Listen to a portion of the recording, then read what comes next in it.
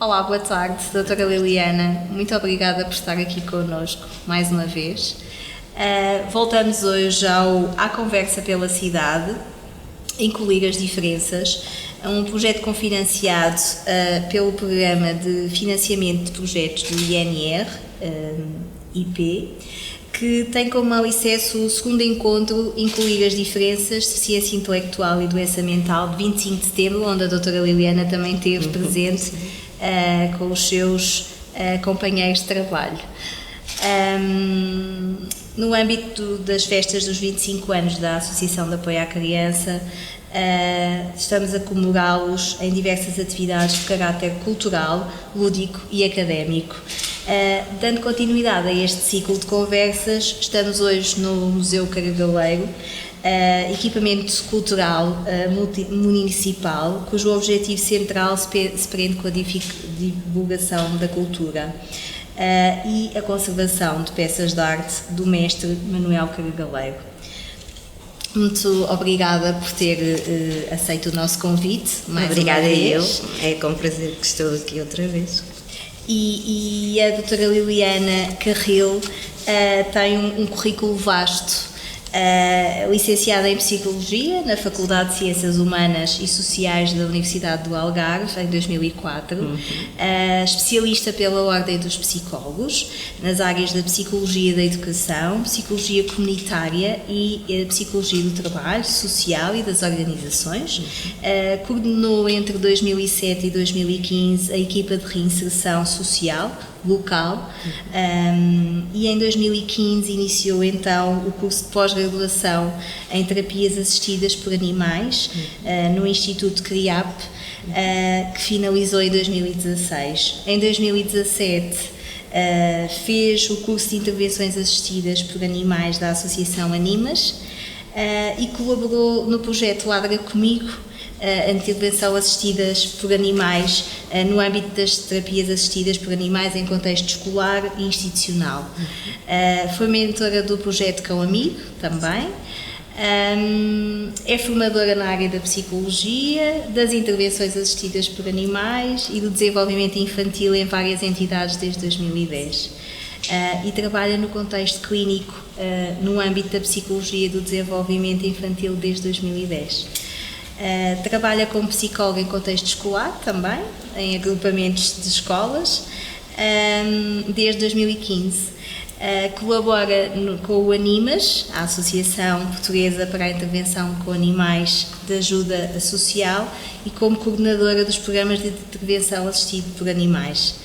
Técnica também no âmbito do IAA, em escolas e hospitais, e portanto tem uma vasta carreira, quer académica, quer de experiência com estas intervenções, doutora Liliana. Sim, trabalho,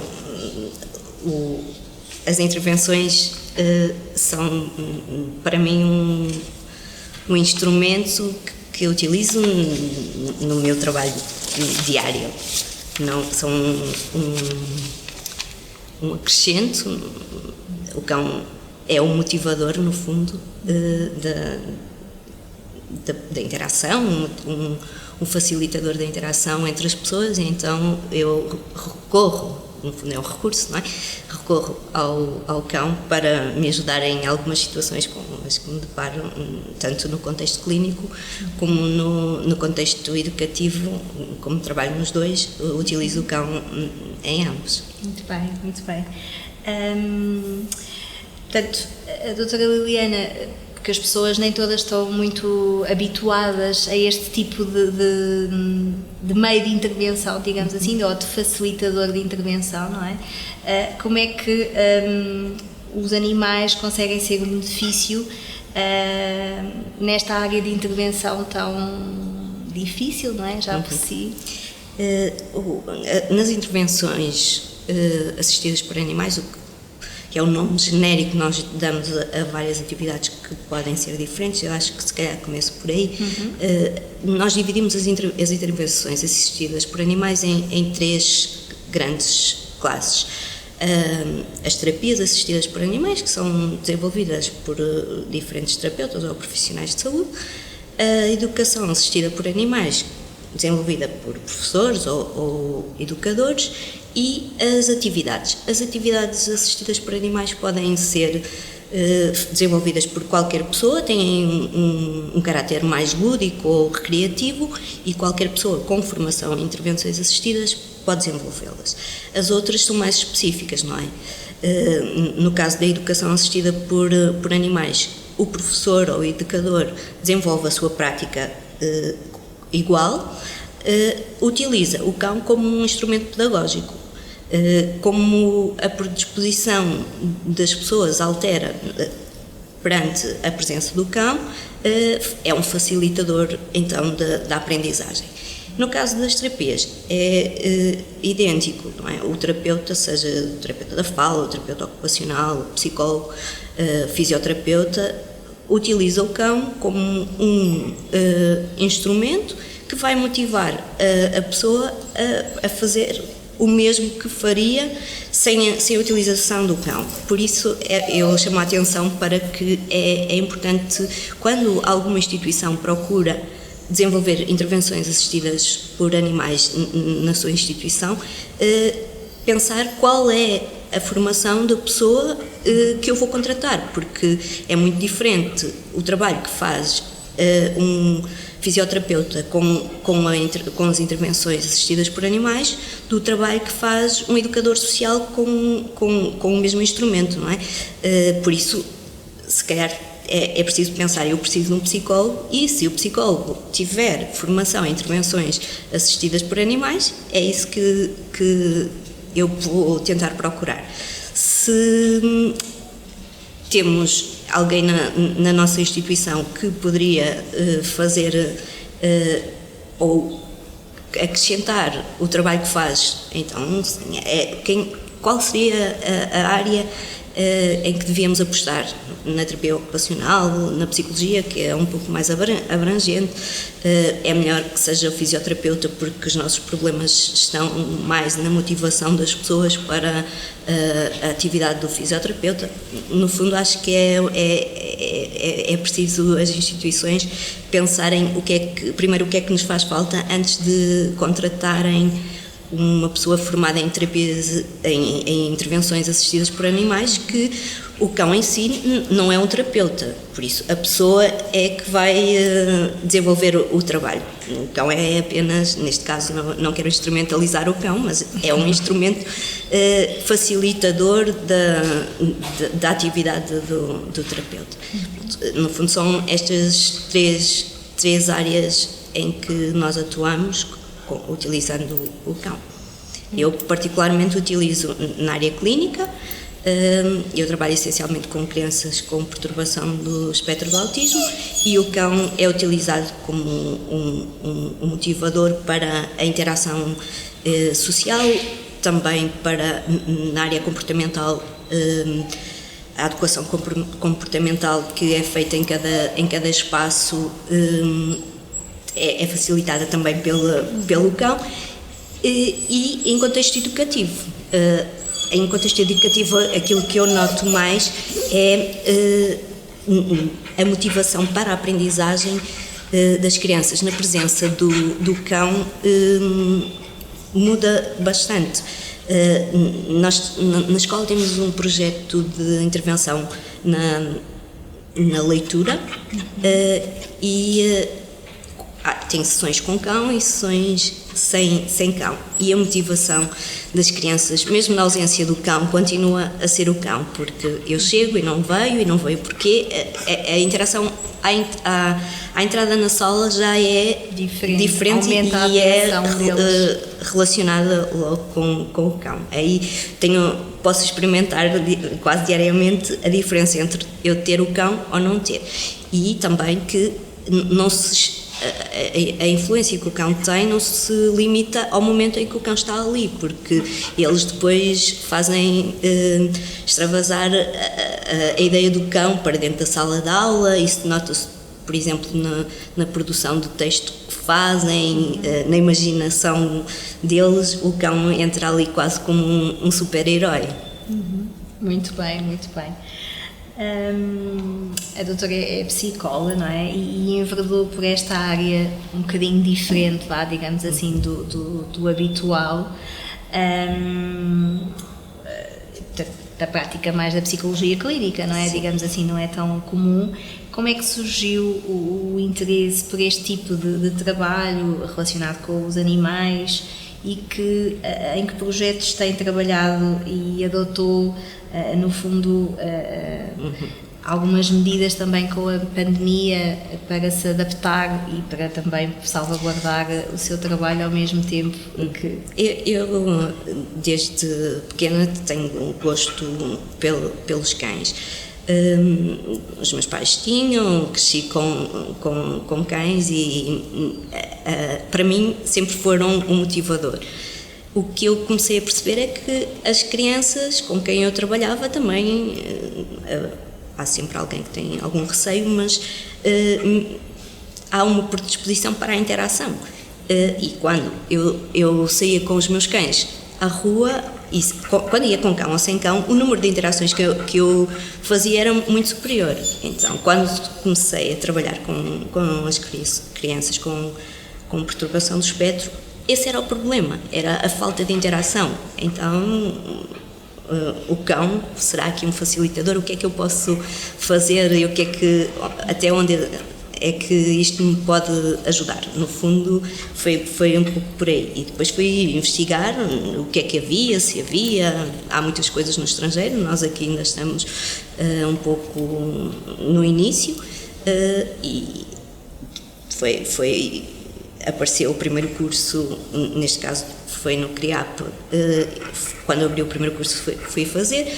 Claro que há muito mais tradição na intervenção com animais utilizando o cavalo, e o curso estava muito direcionado para a equitação terapêutica, então senti a necessidade de fazer o curso de Animas, que não é exclusivamente, mas é muito mais direcionado para a utilização do cão, e no fundo foi um bocadinho o percurso, e depois a experimentação cada vez me levou a tentar saber mais, porque eu diariamente constatava que funcionava, não é?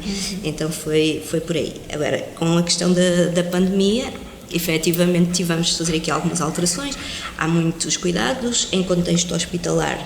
Inicialmente não trabalhávamos, depois passamos a trabalhar, mas tivemos de mudar algumas regras, a higienização do cão, utilizar bata, as máscaras, mais cuidado em relação à desinfecção das mãos antes de entrar, alguns cuidados, mas continuamos a trabalhar. Nós trabalhávamos, o projeto terminou entretanto, mas durante a pandemia estivemos no Hospital Magalhães de Lemos, num contexto psiquiátrico, e continuamos a trabalhar. Nas escolas também, porque nós tínhamos o grupo de crianças que se manteve nas escolas, não é? Tínhamos as crianças que estavam nos centros de apoio à aprendizagem, a maior parte do tempo, que tinham medidas adicionais de apoio educativo, e essas mantiveram-se na escola e, consequentemente, nós também.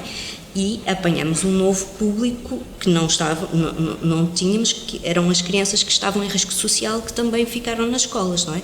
Que eram acompanhadas pelas EMATs, as CPCJs, foram para a escola, e o que aconteceu foi que nós já estávamos lá, estávamos a ir, e acabamos também por ser, com os dois municípios onde trabalhamos, que é a Câmara Municipal do Porto e a de Baião, englobar também essas crianças e foi interessante colocarmos os alunos dos centros de apoio à aprendizagem em conjunto com os outros, e percebemos que há aqui, na inserção a nível escolar, ainda há aqui muita coisa que pode ser feita, e o cão é também um facilitador nesse sentido. Muito bem, muito bem.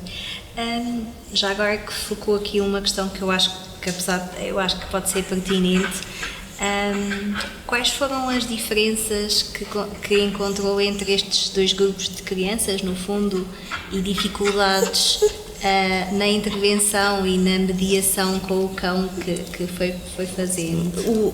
A nível comportamental, ambos precisam de intervenção. claro que a forma como a fazemos é que tem de ser diferente, porque há um entendimento diferente. Uma coisa é nós estarmos a explicar a uma criança com alguma limitação intelectual que não pode fazer determinado comportamento, outra coisa é estarmos a explicar a mesma coisa a uma criança que entende ou tem um entendimento perfeito daquilo que... Agora, a nossa interação é que tem de ser diferente, porque a motivação e a utilização do cão é a mesma, não é? Aqui, agora temos de esperar. O cão espera, tu tens de esperar. Isso é igual, não varia. Agora, claro que as necessidades de uns e de outros não são exatamente as mesmas.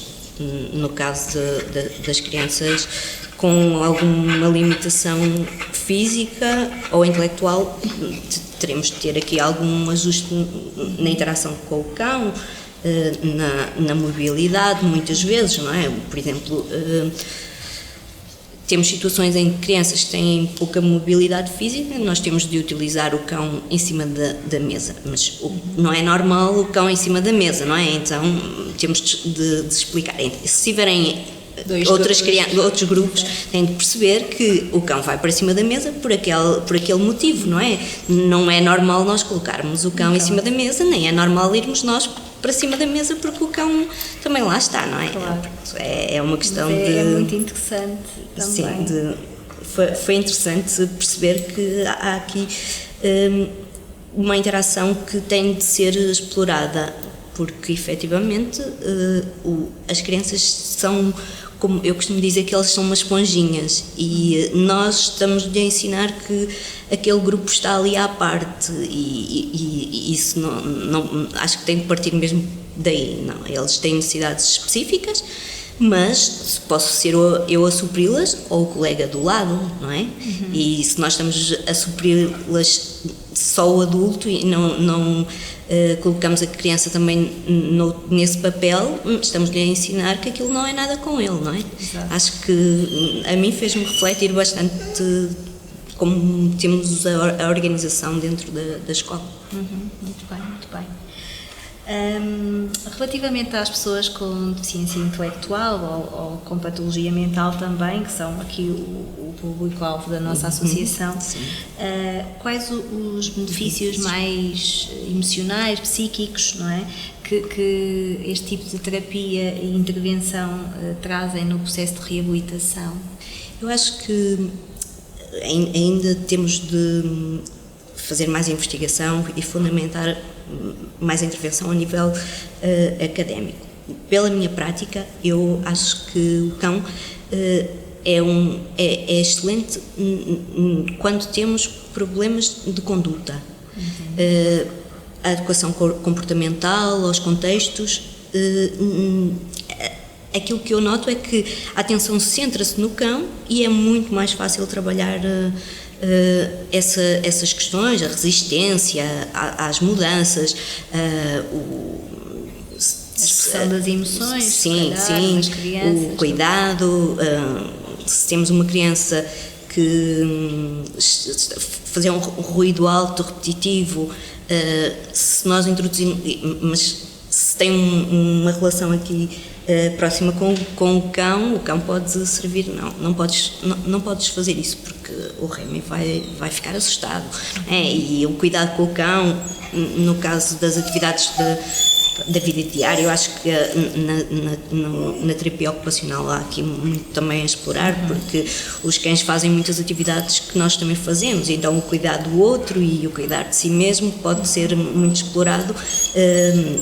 Lavar os dentes, os cães estes são sensibilizados para isso, pode ser, claro que depois depende de cada situação específica e temos sempre de pensar como é que eu posso utilizar o cão para me ajudar aqui. Eu estou com este problema, o que é que o cão pode...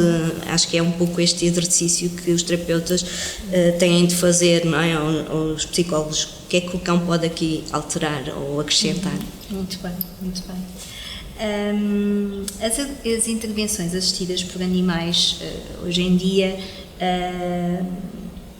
tem crescido precisamente a investigação ao longo do tempo, pronto, e que era uma questão que estava a focar. Mas ainda há um longo caminho para fazer, não é?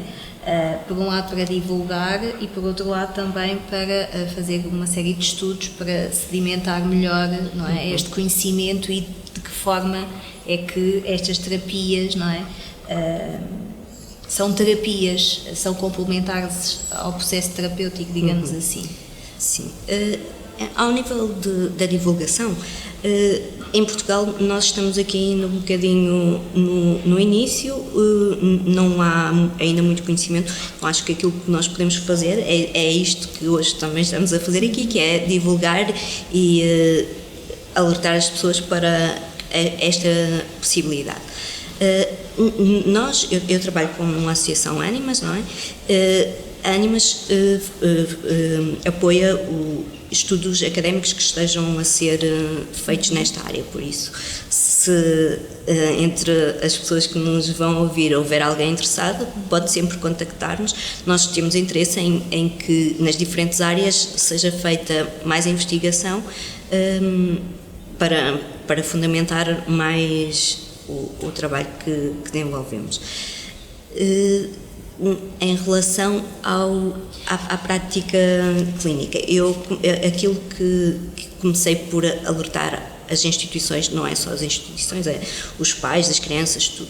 Acho que, como em qualquer outra área, nós quando vamos procurar, não vamos procurar alguém formado em intervenções assistidas por animais sem sabermos o resto. Se o meu filho precisa de apoio psicológico, então se eu acho que ele gosta muito de cães, vou procurar alguém que tenha formação nas duas coisas, não vou buscar um animador social para esse fim, não é? Acho que é um pouco importante, que é bastante importante desmistificar isso, não é? O profissional que está por trás não vai deixar de fazer isso por ter o cão, e o cão por si só não resolve nada, no fundo é um apoio para quem está a intervir. Acho que, na minha experiência, é um apoio excelente, ajuda-me, os meus cães ajudam-me bastante na minha prática clínica, mas eles sozinhos não resolvem, não é?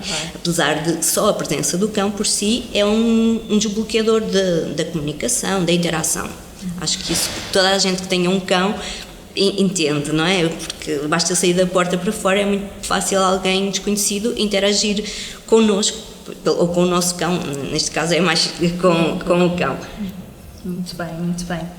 Portanto, ainda há muito a fazer nesta área, mas pessoas como as associações em que participou e tem colaborado, portanto, no fundo, também estão a dar esses espaços, não é? No sentido de sabermos mais e sensibilizar as pessoas para estas práticas, questões. sim.